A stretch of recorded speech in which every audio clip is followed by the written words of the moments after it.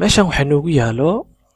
ilaa iyo 4 dhacdo 4taas dhacdo ayaan rabnaa inaan sameyno marka waxaan isticmaalaynaa sales journalkii amba special journalkii gaar ku ahay in markii shirkadda wax iibinayso inaan ku qorno shirkaddan Toby Company waxay haysataa dhacdooyinkan soo socda bisha March ee sanadkan aniga waxaan iska isticmaali doonaa bishaan aan taaganahay March 6deeda waxay iibisay badeeco waxayna ku iibisay deen waxayna ka iibisay shirkad meeshaan ku taalo intaana marka dhacdooyinkan aanan u gudbin qaybta hoose ayaa hal mar soo gudbaya waxa ka soo qaadaa in shirkaddan beginning balance uu jiro March koodeeda amba ay jireen horey lacag ugu jiray laba akoonka saleska waxa ku jira 3,798 akoonkii receivableka waxa ku jira 2,459 dhacdooyinkan soo socdo waxa ku record gareynaysa sales journal waana badeecooyin deyn lagu iibiyay page-kiisana journalka waa 24 kadibna waxaan garan ledgerkiina ku boos gareyno meesha laba akoon oo ledger ayaan ku diyaarinay receivableka ee noo sheegeen in horey bisha March koodeeda lacagta ugu jirtay oo intaas ay gaarayso iyo saleska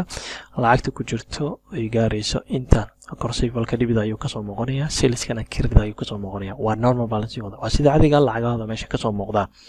marka sidaas ayaan dhacdooyinka afartan ayaan sales journalkan ku sameeynaa kadibna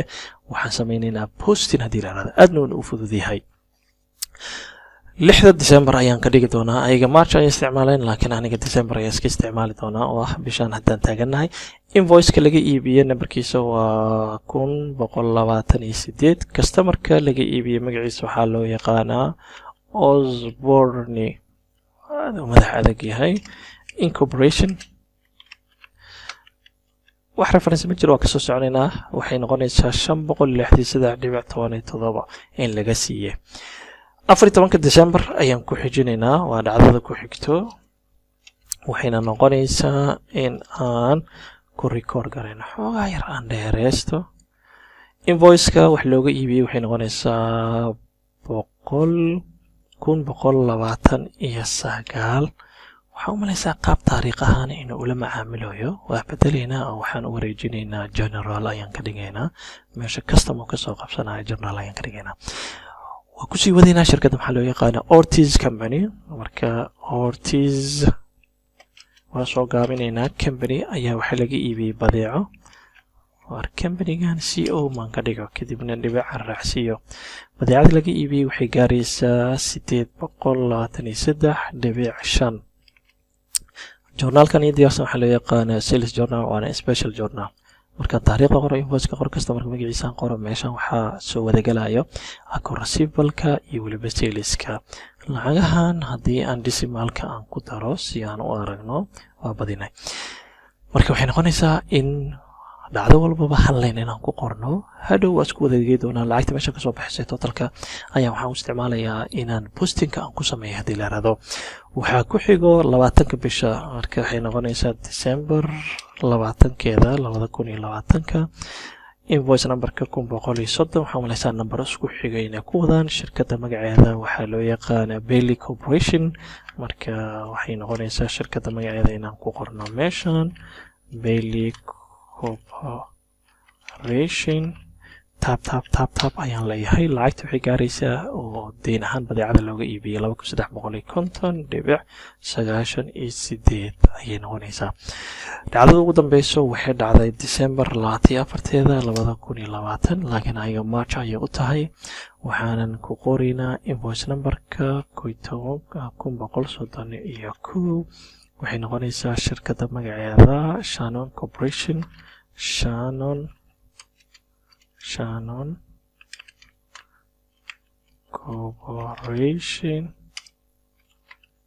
tap ayaan leeyahay lacagta waxay gaaraysaa 1,147.7 waxaan malaynaa intaas inay iska noqon doonto intaan meesha ayaan ka saarayaa si aan totaliska aan u sameeyo hoos ayaan ku qoranayaa totaliski meeshaan ayaan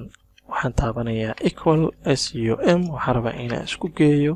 inta wax ka dambe intaan ayaan harka saaranayaa enter ayaan leeyahay waxaan u malaysaa lacagta inay intaas ay tahay farta xoogaa yar aan waaweynaysano